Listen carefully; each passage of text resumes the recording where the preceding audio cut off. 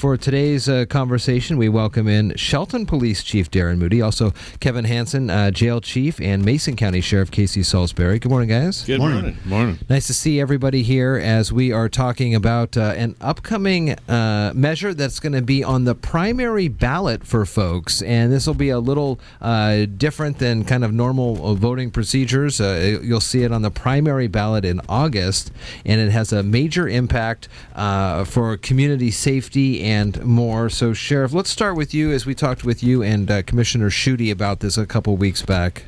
What are the voters going to see on the ballot, and then what are the funds going to be going towards? Well, it's a 0.3%. Funding's going to have to do with positions within the jail and moving forward with the new jail project. It affects all of us. Obviously, it affects the chief. That's why he's here, and the state patrol, and anybody who's involved in the law enforcement business. And we talked about a little bit about that last time, and we were just at an immediate conference talking about this with another agency, and they pointed out that law enforcement's doing their job. We're making these arrests. We just don't have a place to put them, and it's just as tough for everybody in our county that's involved in public safety to not have those beds for the city, for the county, and for the state. And we're moving forward on that project. We need to make it clear it's a sales tax. Yeah. Okay. I've heard people talk about getting taxed for their homes or property. It's a sales tax. That's what it is. The city of Shelton currently has a 0.1% public safety tax. This will go 0.3 throughout the county. Okay. And it is for the whole of public safety. It's not just for putting patrol officers on the street or putting staff into the jail. This is for the court system, which is burdened and overloaded. This is for the public defenders. This is for the prosecuting attorneys, for the alternative sentencing. It has a little bit of everything in there, and the county's done a great job of spelling out specifically what the money's going to go for. Yeah, we saw a release come out when we were talking about this and the dedication of where those funding for the funding will go towards, and that was some of the hesitation, Sheriff, that you had the previous time this ballot measure went through. Exactly, and absolutely what the chief said about that is this is dedicated funding, and it goes across the board. The problem was the last time is it wouldn't go out for dedicated. Some members of the board didn't want it dedicated funding, which meant it could have went for anything. And I wouldn't support that. If I'm going to support something for public safety, it better be going for public safety. And the piece about across the board is very important too, because you can take any one part of our system. You could give us all the law enforcement officers you want, but if we don't have any place to put them in jail, or we don't have the courts that can process them, the people that can process those things all the way through the system, it doesn't do any of us any good. And so it's covering all the bases, and it's dedicated funding, and that's the important part. We know where that money's going. To touch on what the sheriff said, there was some information that came out in an editorial about, well, you need more patrol officers on the street. We all need more patrol officers. Sure we do. He needs more staff in the jail. But in the end, you could give me 10 more patrol officers, and they're not going to be able to do any more jail arrests and bookings and court processes without all that support in behind it. Chief, how many... I think you'll probably remember the number. I think we're over 200 a month that we're not. 319 last month. 319. We're arrested that didn't come to jail because the jail's full. And so when it comes to those types of apprehensions, at what point would you either so what happens? It's the middle of the night, and the law enforcement officer makes the arrest, and they call ahead to the jail, and somebody there, either you or someone there, goes, sorry, we don't have any space for that person. At what point could space be made available, or is it right away then they say, well, we'll get you next time, or something like that? Yeah, there's the judges incarcerate, or the judges are the judicial factor that say, yeah, you're going to be in jail, or no, you're not going to be in jail at the end of the day.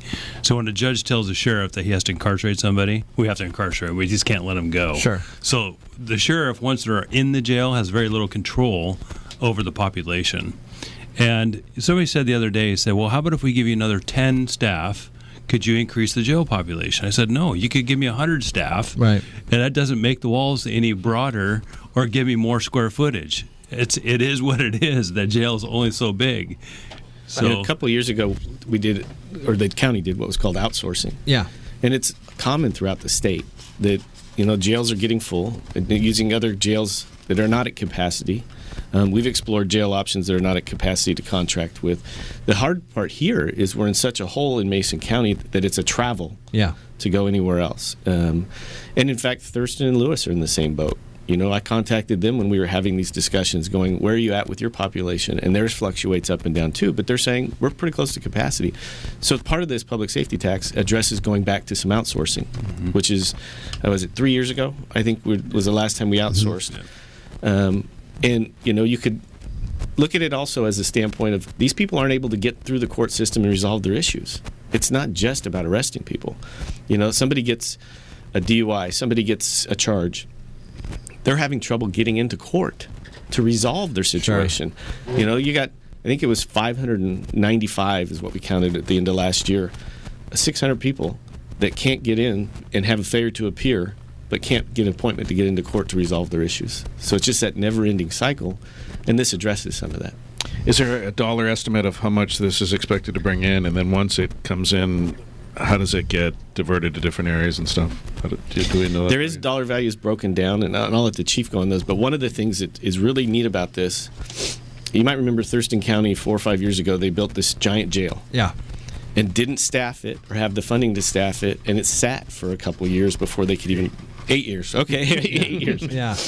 What this addresses is if at some point this county decides to go out for a bond, where they're already in exploration with Grays Harbor, partnering to build a jail facility.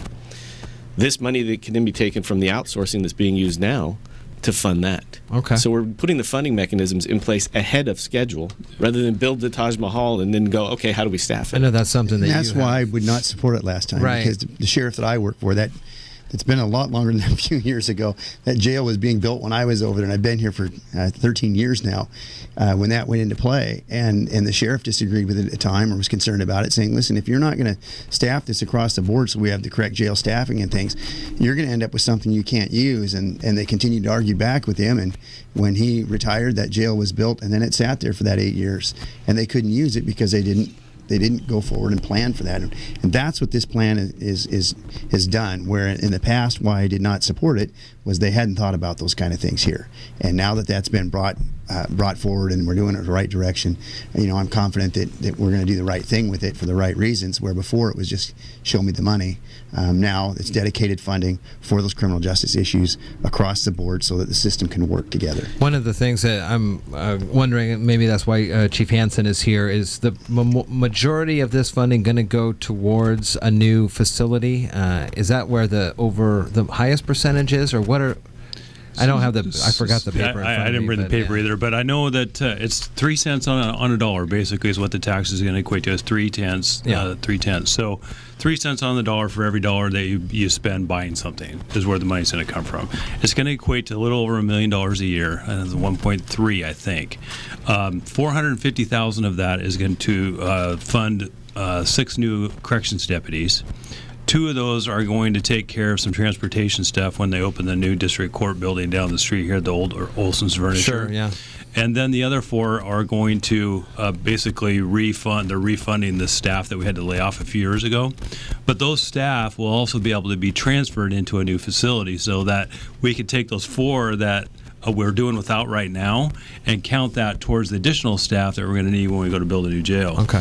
There's $100,000 set aside for some prisoner re-entry programs, some mental health programs. There's another $100,000.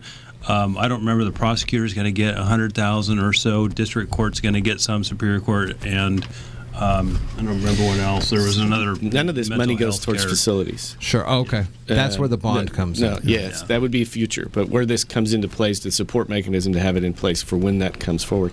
And the city also gets a portion of this.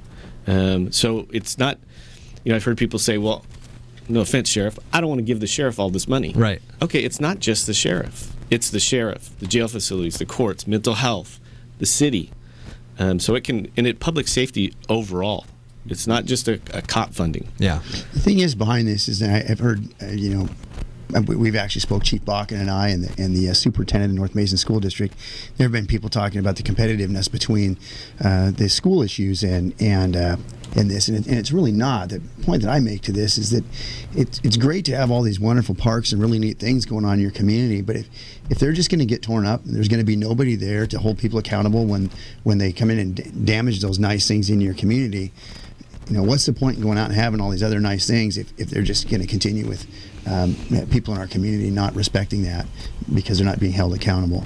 And as you know, that when we outsourced a number of years ago, when we reached that agreement that we could outsource, our crime rates, when our police officers and deputies and state troopers were able to hold these people accountable, our crime rates actually started to come down. And they started to come down pretty dramatically, very quickly, when we were able to do that. And as soon as that funding source was taken away from us to hold people accountable, it started to go right back up again. Our population in our community, and when this jail was built, I brought in a newspaper article and showed you that it was brought up then by the community, and a statement in there about in '85 that jail by 1990 it was full. And they were concerned because our community population was going to near 40,000 people with that jail, and now we're looking at a new census that we're about 63,000, 67,000 now, somewhere in there, and there's all those additional things with no increase in that, so it'll make a big difference for our whole community. Chief Moody, when it comes to locking up and holding offenders from the city of Shelton proper, how is that currently going? Are there holding facilities in the jail or in the police area down below in the civic center, or do you have to go to the sheriff's? I know there was like a 7 or 9 bed kind of deal. We have a contract with the sheriff's office to contract beds within their facility. We don't have a jail. Yeah. And there are cities throughout the state that do have jails. Jails are very expensive to build and or run, as Chief Hanson can attest to. I've heard the city should build its own jail. It's easier said than done. It's, and now that we have the funding mechanisms in place, it makes life easier. We've got a good working relationship with Chief Hanson to where we have so many contract beds, and he'll help us out with how we fill those beds. Contact us. Daily we get a list of who the city inmates are in the beds. But the city pays a cost for that. We pay a cost for the beds whether they're full or not. We pay medical costs for those people when they're in jail. So it's not like just a freebie dumped on the county that we get to go over and go, here you go, take them. Right. We pay for it. Years ago, it works the same way for the city officers. When we didn't have a juvenile, the first few years I worked for many years ago, we used to have to transport over to Olympia. And so what you're doing is you're taking either a deputy or a city officer during that time, and you're taking them out of the city or out of the county to transport somebody over there. We used to book them in those other areas. Well, now you're down that officer for that amount of time. And do they stay there the whole time they're being adjudicated? Like if they're going to court that day, is the officer that drives them over there staying there to drive them back? Or do they go out, come back, do some work, go back out, pick them up, and come back? How does that? No, when we were doing that on the juveniles, we'd take them over there and book them into the Thurston County juveniles because we didn't have a detention facility at that time. And so you take them over, and then somebody have to go over either on release or send their family and bring them back. But it's the time away that really hurts us, because if we have a high priority call and your officer, your backup officer, is in Olympia, or in Centralia or in Yakima or wherever we have to take them to, you're losing that patrol time for that officer or deputy. That's part of the logistics problem we were discussing earlier. We've had contact with Chehalis Tribal Jail. We've had contact with Lewis County and others about outsourcing for us to take some of the pressure off the county here. And you're talking about driving somebody over, booking them in jail, which is one logistical issue, and we can deal with that. The other issue is what happens when you have court tomorrow. Yeah. Now we have to take you back over there or bring you back to court. And the judge says, no, we're going to hold them in custody. And then they go back over there again. So you're constantly transporting back and forth, like Chief Hanson can tell you. It's just a nonstop transport.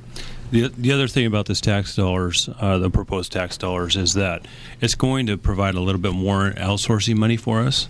So, we hope that we will be able to, incarcerate another 5 people a day. Which is five people, yeah. But it also provides us the transportation piece to be able to do that, to send people into Squally or wherever we end up sending them. And we've talked about partnering together with that transportation issue, using some funding for that.